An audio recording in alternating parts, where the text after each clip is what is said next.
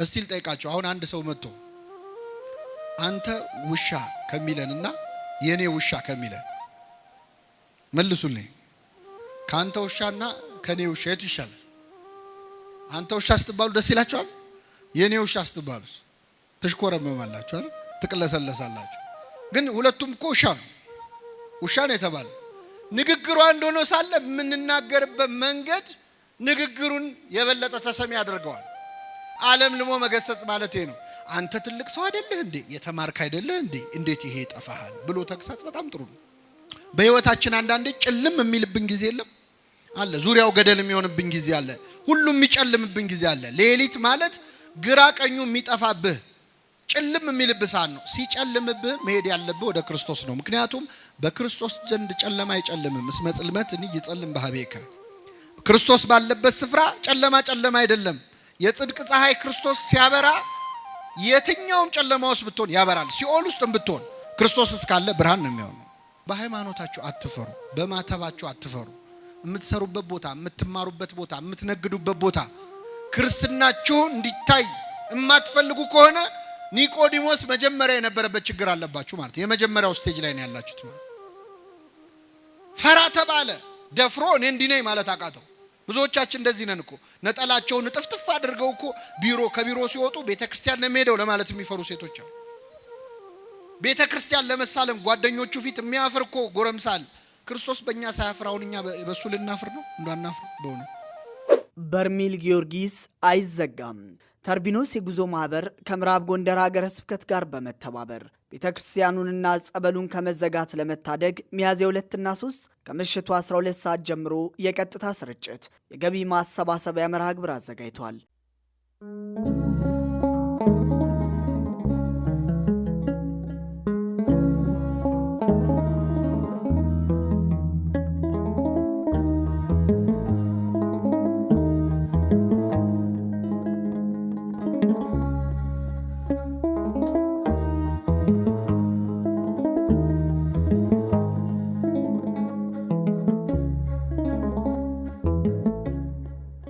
የትምህርታችን ርዕስ የሚሆነው የኒቆዲሞስ ክርስትና የሚል ይሆናል። በዚህ ርዕስ ለጥቂት ደቂቃዎች የእግዚአብሔርን ቃል እንማራለን። የአባቶቻችን ለነቢያት፣ ለአባቶቻችን ለሐዋርያት፣ ለሐዋርያውያን አበው፣ ለሊቃውንት በጉባኤያቸው ተገኝቶ ምስጢሩን ጥበቡን ገልጦ እግዚአብሔር እንዲያስተምረን ቅዱስ ፈቃዱ ይሁንልን።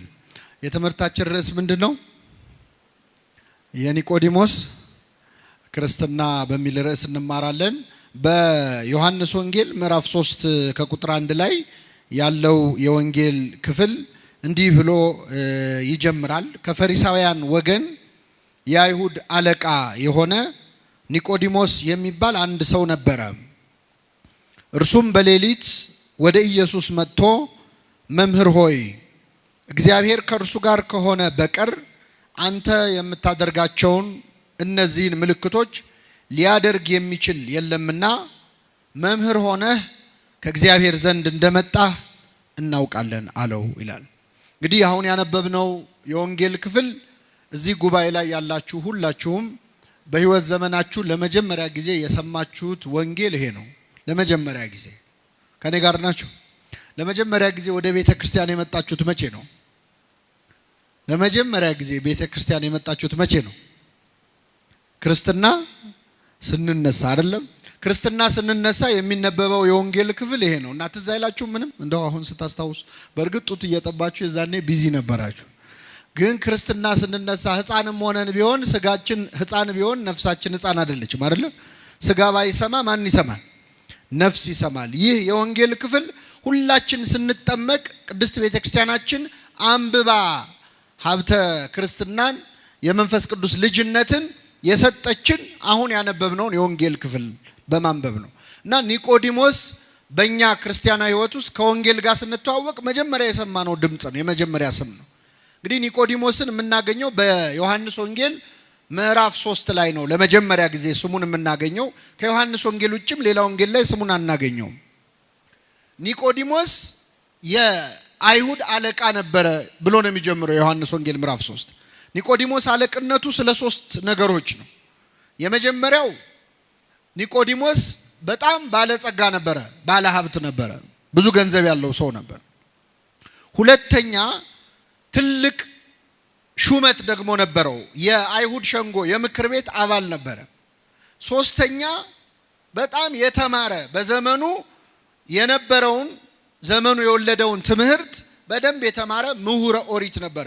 ስለዚህ ሹመቱ ስልጣኑ ማለት ነው አንደኛ፣ ሁለተኛ ትምህርቱ፣ ሶስተኛ ሀብቱ አለቃ ያሰኘው በጣም ትልቅ ከፍ ያለ ሰው ነበር። ከኔ ጋር ናችሁ?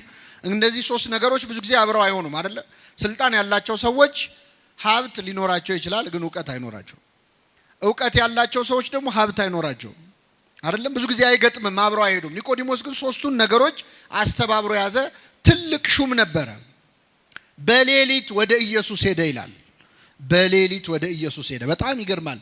በሌሊት ወደ ኢየሱስ ሄደ የሚለው ቃል ምን ያሳየናል? ይህ ሰውዬ ባለስልጣን ነው። ባለስልጣኖች ሌሊት የት ነው የሚሄዱት? ባለጸጋ ነው። ባለጸጎች ሀብት ያላቸው ሰዎች የት ነው የሚሄዱት? ሌሊት የት ነው የሚያሳልፉት? ወደ ጭፈራ ቤት ነው፣ ወደ መጠጥ ቤት ነው፣ ወደ ስካር ነው፣ ወደ ኃጢአት ነው።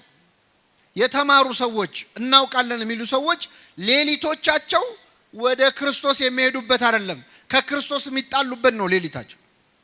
ኒቆዲሞስ ግን በሌሊት ወደ ኢየሱስ ሄዶ ነበረ ይላል።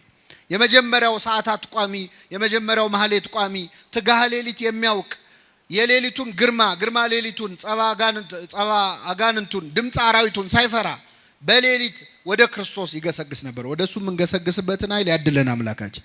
ስለዚህ ኒቆዲሞስ በሌሊት ወደ ኢየሱስ ሄዶ ነበር። ይሄ ትጋቱን ያሳያል። ለኛ ደግሞ የሚሰጠን ትምህርት ምንድነው? በሌሊት ወደ ክርስቶስ መሄድ እንዳለብን ያሳያል። ልክ እንደ ኒቆዲሞስ ወደ ክርስቶስ በእግራችን መሄድ ብቻ አይደለም። ሌሊት ማለት ጨለማ ማለት ብቻ አይደለም። ክርስቲያኖች በህይወታችን አንዳንዴ ጭልም የሚልብን ጊዜ የለም አለ። ዙሪያው ገደል የሚሆንብን ጊዜ አለ። ሁሉም የሚጨልምብን ጊዜ አለ። ሌሊት ማለት ግራ ቀኙ የሚጠፋብህ ጭልም የሚልብህ ሰዓት ነው። ሲጨልምብህ መሄድ ያለብህ ወደ ክርስቶስ ነው። ምክንያቱም በክርስቶስ ዘንድ ጨለማ አይጨልምም። እስመ ጽልመት ይጸልም በኀቤከ። ክርስቶስ ባለበት ስፍራ ጨለማ አይደለም። የጽድቅ ፀሐይ ክርስቶስ ሲያበራ የትኛውም ጨለማ ውስጥ ብትሆን ያበራል። ሲኦል ውስጥ ብትሆን ክርስቶስ እስካለ ብርሃን ነው የሚሆነው።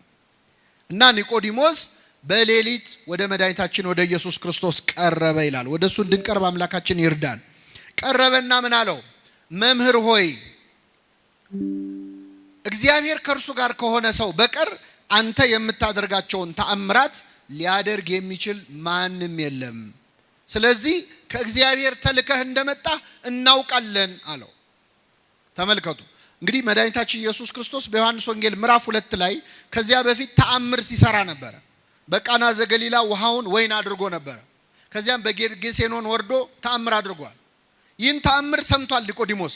ምን አለው? መምህር ሆይ አለው። የመጀመሪያው ንግግር መምህር ሆይ ነው። እሱ መምህር ነኝ ብሎ አልተኮፈሰም። ክርስቶስ ከናዝሬት ነው የመጣው ብሎ አልናቀው። መምህር ሆይ አለው። ከዛስ እግዚአብሔር ካንተ ጋር እንደሆነ አንተ የምታደርገውን ታምራት እግዚአብሔር ከእርሱ ጋር ከሆነ በቀር ሊያደርግ የሚችል እንደሌለ ከእግዚአብሔር ተልከህ እንደመጣን እናውቃለን አለ። ራሱን ብቻ አይደለም የወከለው፣ ሌሎች አይሁድ ሹማምንትም እንደኔ አንተ በእርግጥ ከእግዚአብሔር ተልከህ እንደመጣ እናውቃለን ብሎ ለክርስቶስ መሰከረ። ጌታችን ምን ብሎ መለሰለት? እውነት እልሃለሁ ሰው ዳግመኛ ካልተወለደ በቀር የእግዚአብሔርን መንግስት ሊያይ አይችልም አለው። በጣም ይገርማል። ጥያቄውና መልሱን ተመልከቱ። ኒቆዲሞስ ለክርስቶስ ሙገሳን ያቀረበለት መምህር ሆይ አንተ የምትሰራውን እግዚአብሔር ከረዳው በቀር እኮ ማንም አይሰራውም። አንተ እኮ ከእግዚአብሔር የተላክ መምህር ነህ ብሎ መምህሩን አመሰገነ፣ አወደሰ። ክርስቶስ ግን ምን አለው? መምህርን በማወደስ አይደለም የምትድነው አለው። እኔን በማመስገን አይደለም የምትድነው። ሰው ዳግመኛ ዳግመኛ ካልተወለደ በቀር የእግዚአብሔር መንግስት ሊያይ አይችልም አለው። በጣም ይገርማል። ካልተጠመቀ በቀር ማለት ነው በኋላ ትርጉሙ። ይህንን ሲለው ኒቆዲሞስ በጣም ገረመው። ምን ማለቱ ነው? ከዛ ጠየቀ። ይህ እንዴት ሊሆን ይችላል? ሰው ዳግመኛ ወደ እናቱ ማህፀን ገብቶ ተመልሶ ሊወለድ ይችላልን ብሎ ጠየቀ። ክርስቶስ መለሰለት፣ እውነት እልሃለሁ ሰው ዳግመኛ ከውሃና ከመንፈስ ካልተወለደ በቀር የእግዚአብሔር መንግስት ሊያይ አይችልም አለ። ከምንና ከምን? ከውሃና ከመንፈስ አለ። ምን ማለት ነው ከውሃና ከመንፈስ? ምስጢረ ጥምቀትን ነው የሚያሳየው። አባቶቻችን ክርስትና ሲያነሱን በሚጸልዩት ጸሎት ለመጠመቅ የተዘጋጀው ውሃ ወደ ማየገቦ ይለወጣል። ወደ ክርስቶስ ከጎኑ ወደ ፈሰሰው ደም ይለወጣል፣ ውሃ ይለወጣል። የጎኑን ውሃ ተጠምቀን የጎኑን ደም ጠጥተን ነው ክርስቲያን የሆን ነው። ስለዚህ ጸሎት ተደርጎበት ውሃው ወደ ማየገቦ ይቀየራል። ውሃና መንፈስ ናቸው ለኛ መወለድ ምክንያት የሆኑት። ሰው ከውሃና ከመንፈስ አባቶቻችን ይላሉ ከአብራከ መንፈስ ቅዱስ ከማህፀነ ዮርዳኖስ እንደ ባልና እንደ ሚስት አንድ ሕፃን ልጅ ሲወለድ ከአባቱ አብራክ ከእናቱ ማህፀን ነው የሚወለደው። እንደ አብራክ መንፈስ ቅዱስ እንደ ማህፀን ደግሞ ዮርዳኖስን አድርጋ ቤተክርስቲያን ጥምቀትን ዳግም ልደት ትላለች። ስለዚህ ሰው ዳግመኛ ካልተወለደ ወይም ካልተጠመቀ በቀር የእግዚአብሔርን መንግስት አይወርስም አለው። በጣም ይገርማል። ኒቆዲሞስ አለቃ ነው፣ ባለስልጣን ነው፣ ባለሀብት ነው ብያቸዋለሁ። ወደ ጌታ ሲመጣ ግን ባለሀብት መሆኑ ቀረና ገና አልተወለድክም አለው ክርስቶስ። ገና ልትወለድ ያስፈልጋል አለው። አስተነፈሰው። ወደ ጌታ የሚመጡ ሰዎች ተኮፍሰው መጥተው ተንፍሰው ነው የሚሄዱት። ደረጃቸውን አውቀው ነው የሚሄዱት። ባለስልጣን ነኝ፣ ምሁር ነኝ፣ ባለገንዘብ ነኝ ብትል ክርስቶስ ፊት ግን ስትመጣ ምንም ነህ። በዚያ ላይ ኒቆዲሞስ በሌሊት የመጣው ዝም ብሎ ለመማር ብቻ አይደለም። በዚያን ጊዜ ከክርስቶስ ተማሪ ሆኖ የታየ ሰው ህይወቱ ላይ አደጋ ይጣልበት ነበር። በተለይ የሸንጎ አባል ከሆነ የምክር ቤት አባል ከሆነ ከምክር ቤት ሊባረር ይችላል። ስለዚህ ሌሊት ያስመጣው የመጀመሪያው ምክንያት ፈርቶ ነው። የክርስቶስ ተማሪ ሆኖ መታየት አልፈለገም ነበር። ተመልከቱ፣ ይፈራ ነበር። ሁለተኛ ገና እስካሁን አልተማረም እንዴ? ከጌታ እግር ስር ቁጭ ብሎ ይማራል። ከ30 ዓመት ጎልማሳ ከክርስቶስ እንዴት ይማራል? ስንት ነገር ያውቃል ብለን ስንገምት ብለው እንዳይንቁት ተከብሮ ያደርጋል ደንቆሮ ይላሉ አባቶቻችን። ሰው ሲከበር እኮ ይደነቁራል፣ ትምህርት መማር አያምረው። በዚህ ምክንያት ኒቆዲሞስ በሌሊት መጣ እና ሰው ዳግመኛ ከውሃና ከመንፈስ ካልተወለደ በቀር የእግዚአብሔር መንግስት ሊያይ አይችልም አለ። ይህን ጊዜ ኒቆዲሞስ ምን አለ መሰላችሁ? ይህ እንዴት ሊሆን ይችላል አለ። ኒቆዲሞስ ስንት ጥያቄ ጠየቀ? 2 ጥያቄ ጠየቀ። መጀመሪያ እንዴት ሰው ወደ እናቱ ማህፀን ሊመለስ ይችላል አለ። ለሱ መለሰለት። እኔ ወደ እናት ማህፀን ተመለስ አላልኩም፣ ከውሃና ከመንፈስ ነው የምትወለደው አለ። ሁለተኛ ጥያቄ ጠየቀ። ምንድነው ጥያቄው? ይህ እንዴት ሊሆን ይችላል አለ። የመጀመሪያው ጥያቄ መረጃ ከማጣት እውቀት ከማጣት የተጠየቀ ጥያቄ ነው። ክርስቶስ መለሰለት። ሁለተኛው ጥያቄ ግን የጥርጣሬ ጥያቄ ነው፣ የክርክር ጥያቄ ነው። እንዴት ሊሆን ይችላል አለ። እግዚአብሔር እውቀት አጥሮን የምንጠይቀውን ጥያቄ ይቀበለናል። እምነት አጥሮን የምንጠይቀውን ጥያቄ ግን ያዝንብናል፣ ይቀየመናል። እየተነገረ እንዴት አትሰማም? እየነገርኩ አይደል ወይ? ለዚህ ነው እኮ እመቤታችንን ስናመሰግናት እንደ ዘካርያስ ሳትጠራጠሪ እንደ ኒቆዲሞስ ሳትከራከሪ ያመንሽ ብጽዕት ነሽ እንላለን። ኒቆዲሞስ ክርክር ነው የገባው ከክርስቶስ ጋር። ይህን ጊዜ ምን አለው? አንተ የአይሁድ መምህር ስትሆን ይህንን አታውቅም አለው። አባቶቻችን ይላሉ ዓለም ልሞ ገሰጸው ይላሉ። አንተ የአይሁድ መምህር ስትሆን ይህንን አታውቅም እንዴ አለው። ዓለም ልሞ መገሰጽ ማለት ምን መሰላችሁ? ክብሩን ጠብቆ መገሰጽ ማለት ነው። እየሰማችሁ ነው? አሁን እኛ ብዙ ጊዜ ሰዎችን ስንገስጽ ክብሩን ጠብቀን አንገስጽ። ይህንን አታውቅም እንዴ ነው የምንለው በቀጥታ። እሱ ምን አለው? አንተ የአይሁድ ምን ስትሆን? ከኔ ጋር ናችሁ? እስቲ ልጠይቃችሁ። አሁን አንድ ሰው መጥቶ አንተ ውሻ ከሚለንና የኔ ውሻ ከሚለን መልሱልኝ። ካንተ ውሻና ከኔ ውሻ የቱ ይሻላል? አንተ ውሻ ስትባሉ ደስ ይላችኋል? የኔ ውሻ ስትባሉ ትሽኮረመማላችሁ አይደል? ትቅለሰለሳላችሁ። ግን ሁለቱም እኮ ውሻ ነው የተባለ። ንግግሩ አንድ ሆኖ ሳለ የምንናገርበት መንገድ ንግግሩን የበለጠ ተሰሚ ያደርገዋል። ዓለም ልሞ መገሰጽ ማለት ነው። አንተ ትልቅ ሰው አይደለህ እንዴ? የተማርክ አይደለህ እንዴ? እንዴት ይሄ ይጠፋሃል ብሎ ተግሳጽ በጣም ጥሩ ነው። ክርስቶስ የማያስተምረን የለም እኮ አክብሮ። አንተ የአይሁድ መምህር ስትሆን የእስራኤል መምህር ስትሆን እንዴት ይህችን ነገር አታውቅም አለው ክርስቶስ። ከዛ ምን አለ? ከስጋ የተወለደ ስጋ ነው፣ ከመንፈስ የተወለደ ምንድን ነው? መንፈስ ነው። ከመንፈስ ትወለዳላችሁ ስላልኩ አታድንቅ። ማለት የምትወለዱ ልደት የስጋ ልደት አይደለም፣ መንፈሳዊ ልደት ነው።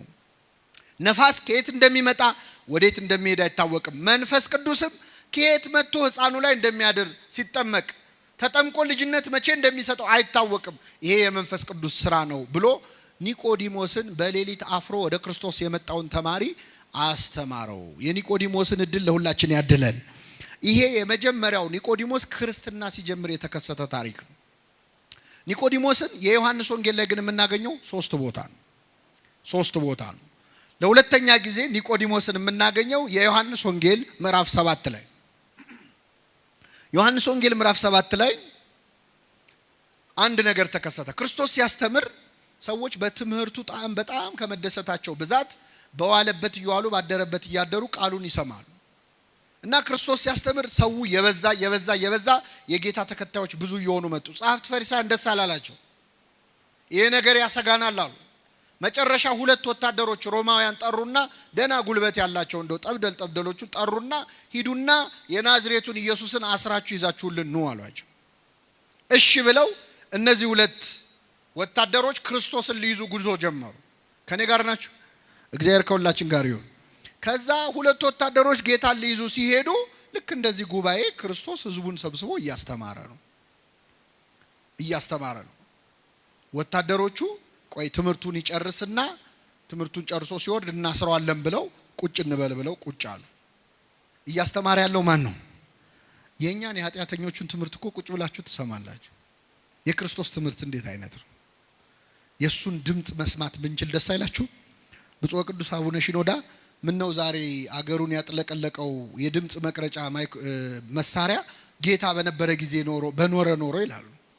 ምን ነው ድምጹን በሰማ ነው ተቀርጾ በቀረ ኖሮ። አስባችሁታል? የጌታን ድምጽ ብንሰማው የሱ ድምጽ እኮ ይሰራል። አላዛር ውጣ ሲል ሙቱ ከመቃብር ምን ይላል? ይወጣል። አቤት ድምጹን ስንት በሽተኛ ፈውሰንበት ነበር እያሰማን። እና ቁጭ ብለው የጌታን ትምህርት ህዝቡ ሲማር ሁለት ወታደሮችም አብረው ቁጭ ብለው ሲማሩ ትምህርቱ መስጧቸው ቁጭ ብለው ደስ ብሏቸው ትምህርቱ ጨረሱና ትምህርቱ ሲያልቅ ረስተውት ወደ ቤታቸው ሄዱ። የመጡት ምን ሊያረጉ ነበር? ክርስቶስን ሊያስሩት። ክርስቶስ ሊያስሩት የመጡትን ሰዎች በትምህርቱ ጣዕም የሚያስረሳ ሰው ትምህርት ነው የሚያስተምረው ጌታ። ይገርማቸዋል። ወታደሮቹ ተመለሱ ወደ ጻፍት ፈሪሳውያን። የታል አሏቸው። ምን አሉ? እንዴ አስራችሁ ነው አልተባላችሁም ወይ? የታል ያዛችሁታል? አረኛ እስከዛሬ እንዲህ ያስተማረ ሰው አይተን አናውቅም እንዲህ ያለ ትምህርት ሰምተን አናውቅም አሉ። መሰከሩለት። ይህን ጊዜ ጻፍት ፈሪሳውያን ተበሳጩ። ምን አሉ መሰላችሁ? እናንተ ወታደሮች ስለሆናችሁ ነው፣ ምንም ስለማታውቁ እውቀት ስለሌላችሁ ነው። የተማረ ሰው ብትሆኑ ኖሮ የሱን ትምህርት አትማሩም ነበር። እስቲ አንድ የተማረ ሰው ቁጭ ብሎ የሱን ትምህርት ሲማር አይታችሁ ታውቃላችሁ ያሉ? አንድ የተማረ ሰው እስቲ የሱ ተማሪ ያለው ያሉ አለ? የለም። ማ? ኒቆዲሞስ። ይሄ ወሬ ሲወራ ኒቆዲሞስ እዛ ቆሞ ይሰማል። እስቲ አንድ የተማረ ሰው ቁጭ ብሎ የጌታን ትምህርት ተምሯል ሲሉ ኒቆዲሞስ እዛ ቁጭ ብሏል። አረኔ ያለው ሄጄ እኮ በሌሊት ተምር ያለው እንዳይል ያስሩታል። ነገር ይመጣል። ዝም እንዳይል ደግሞ ቆጨው። እንዴት ያለ ነገር ነው! ተጨነቀ። ዝም እንዳይል የተማረው ትምህርት ቆጨው። ያንን ሁሉ ነገር ነግሮት በሌሊት ስለ ጥምቀት አስተምሮት እንዴት ዝም ይበል? እንዳይናገር ደግሞ የሚመጣበትን ያውቃል። ከዚያ ምን አለ? ሄደው ተምረው የክርስቶስን ትምህርት ሰምተው የመጡት ሁለት ወታደሮች ናቸው አይደል? እኛ ሄደን አልሰማንም፣ ባልሰማነው ነገር መፍረድ እንችላለን ነው? ህጉ እኮ አይፈቅድም አለ ኒቆዲሞስ። ብልጥ አይደለም? ቢያንስ ዋናውን ባያነሳ ትንሽ ስብሰባው መረበሽም ጥሩ ነገር ነው አይደል? ይሄ ምን ማለት መሰላችሁ? በሃይማኖታችሁ አትፈሩ፣ በማተባችሁ አትፈሩ። የምትሰሩበት ቦታ፣ የምትማሩበት ቦታ፣ የምትነግዱበት ቦታ ክርስትናችሁ እንዲታይ የማትፈልጉ ከሆነ ኒቆዲሞስ መጀመሪያ የነበረበት ችግር አለባችሁ ማለት። የመጀመሪያው ስቴጅ ላይ ነው ያላችሁት ማለት። ፈራ ተባለ፣ ደፍሮ እኔ እንዲህ ነኝ ማለት አቃተው። ብዙዎቻችን እንደዚህ ነን እኮ። ነጠላቸውን ጥፍጥፍ አድርገው እኮ ከቢሮ ሲወጡ ቤተክርስቲያን ነው የሚሄደው ለማለት የሚፈሩ ሴቶች አሉ። ቤተክርስቲያን ለመሳለም ጓደኞቹ ፊት የሚያፍር እኮ ጎረምሳል። ክርስቶስ በእኛ ሳያፍር አሁን እኛ በሱ ልናፍር ነው? እንዳናፍር በእውነት። እና ኒቆዲሞስ ፈራ ተባብሎ እንዴ ህጋችን እኮ ሳያጣሩ መፍረድ አይፈቅድም አለ። ይህን ጊዜ አይሁድ አንተ እኮ ስላልተማርክ ነው ሊሉት አልቻሉ። አንተ አልተማርክም ሊሉት አልቻሉ። ምክንያቱም ኒቆዲሞስ ምን ያለ ሰው ነው? የተማረ ሰው ነው። በቃ እንመርምር እስቲ ነቢይ ከየት እንደሚነሳ መጽሐፍን መንበር ብለው ተበተኑ ወደ የቤታቸው ይላል። ይሄ ሁለተኛው የኒቆዲሞስ ክርስትና ደረጃ ነው። የመጀመሪያው ፍርሃቱ ነው። ሁለተኛው ፈራ ተባ ያለበት ነው። ሶስተኛው ልንገራችሁ እናበቃለሁ። ኒቆዲሞስን ለሶስተኛ ጊዜ የምናገኘው በዮሐንስ ወንጌል ምዕራፍ 19 ላይ ነው። በዮሐንስ ወንጌል ምዕራፍ 19 ላይ ኒቆዲሞስ እንደ መጀመሪያው ቀን በሌሊት ፈርቶ ክርስትናውን በድብቅ ላድርግ ሳይል፣ እንደ ሁለተኛው ቀን ፈራ ተባ ሳይል በአደባባይ ክርስትናውን የገለጸበት ቀን። በአደባባይ መቼ ነው ካላችሁ ጌታችን መድኃኒታችን ኢየሱስ ክርስቶስ በመስቀል ላይ ተሰቅሎ በሞተበት ዕለት ዓርብ ዕለት ታስታውሱ ከሆነ ዓርብ ዕለት ጌታችን መድኃኒታችን ኢየሱስ ክርስቶስ 9 ሰዓት ላይ ነፍሱን ሰጠ። ልክ እንደሞተ አይሁድ ሐሳባቸው ምን እንደሆነ ታውቃላችሁ? መሰቀሉ ሳይበቃ የገሃነም ሸለቆ የሚባል አለ፣ ቆሻሻ መጣያ ቦታ፣ ስጋው እዛ እንዲጣል ነው የፈለጉት። እንዲቀበር አልፈለጉም። ማዋረድ ስለፈለጉ ማለት የሚቀብረው እንዲጠፋ። ይሄው መሲህ ቢሆን ኖሮ በእውነት እሱ ክርስቶስ ቢሆን ኖሮ እንዴት ስጋው እንዲተልከስክሱ ይወድቅ ነበር ለማለት እንዲያመቻቸው። ልክ ክርስቶስ ሲሞት ግን 2 የአይሁድ ሸንጎ አባላት ወደ ጲላጦስ ሄደው የኢየሱስን ስጋ ለመኑ ይላል። እስኪ በሉ የኢየሱስን ስጋ ለመኑ። ማናማ? ዮሴፍና ኒቆዲሞስ ናቸው። ኒቆዲሞስ ጌታ በሞተበት ዕለት በትክክል እምነቱን ገለጸ። በጣም የሚገርማችሁ ጌታ እኮ ሞቷል፣ አያየውም፣ ይታዘበኛል አይል፣ ሞቷል። በሞተበት ዕለት፣ ወዳጅ ባጣበት ዕለት፣ ደቀ መዛሙርት ሁሉ ጥለውት በሸሹበት ዕለት ከዮሐንስ በስተቀር ብቻውን በሆነበት ዕለት በአደባባይ በተሰቀለ ጊዜ ስጋውን ለመለመን ወደ ጲላጦስ ሄደ ይላል። እዚህ ላይ ለኛ ትልቅ ትምህርት ነው። የኢየሱስን ስጋ ዮሴፍና ኒቆዲሞስ ሄደው ጲላጦስን የኢየሱስን ስጋ ለመኑት ይላል። ትልቅ ጸሎት ነው በእውነት። አሁን እኛ ላለመቁረብ ከምናቀርባቸው ምክንያት አንዱ ንስሐ አባቴ ጥሩ አይደሉም፣ በደንብ አይዙኝም፣ አይንከባከቡኝም፣ ፊታቸውን አጠቆሩብኝ፣ እንዲያርግ ያሉኝ እንዲያታርጋሉኝ እያለ ከንስሐ የሚርቅ ሰው አለ። መለማመጥ አለ የማይፈልግ ማለት። ለክርስቶስ ስጋና ደም አይደለም ካህን ቀርቶ ጲላጦስም ይለመናል። ለመኑት፣ እባክህ የኢየሱስን ስጋ ስጠን አሉት። ጲላጦስ ምን አለ መሰላችሁ? ከመቼው ሞተ አለ ይላል። ምን ማለት ነው? መስቀል ላይ ተሰቅሎ በ3 ሰዓት የሞተ ሰው የለም። ምክንያቱም መስቀል ላይ መሰቀል አይገልም እኮ በራሱ። ክርስቶስ እኮ መሰቀሉ አይደለም የገደለው። ከዚያ በፊት 6666 ጊዜ ምን ብሏል? ተገርፏል፣ ደክሟል።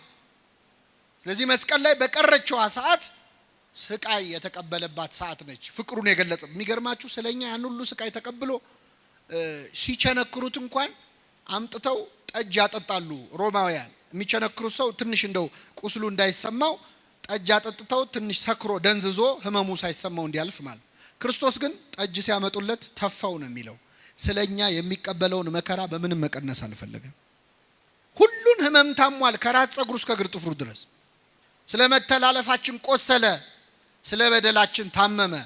በእርሱ ቁስል እኛ ቁስል አሁን እንዴት ይፈውሳል? ቁስል እኮ ሲነካ ይጋባባል። የክርስቶስ ቁስል ግን የሚፈውስ ቁስል ነው፣ የሚፈውስ ህመም ነው፣ ታሞ ማዳን የሚችል ቁስል ማለት። እና ዮሴፍና ኒቆዲሞስ ቀርበው ጲላጦስን ስጠን አሉት። ጲላጦስ ደብዳቤ ጽፎ ውሰዱ እሺ ያላቸው። ዮሴፍና ኒቆዲሞስ ክርስቶስን ከመስቀል አወረዱት። አይሁድ እየገላመጧቸው፣ ጻፍት ፈሪሳውያን እያዩአቸው ስልጣናችን ገደል ይግባ ብለው ማለት ነው። ኒቆዲሞስ ፈራ ተባ ማለቱን አቆመ። ክርስትናውን በአደባባይ ገለጸ። ሄዶ ከመስቀል ላይ ክርስቶስን አወረደው። አስተኝተው በግራውና በቀኙ ቆመው እያለቀሱ ገነዙት።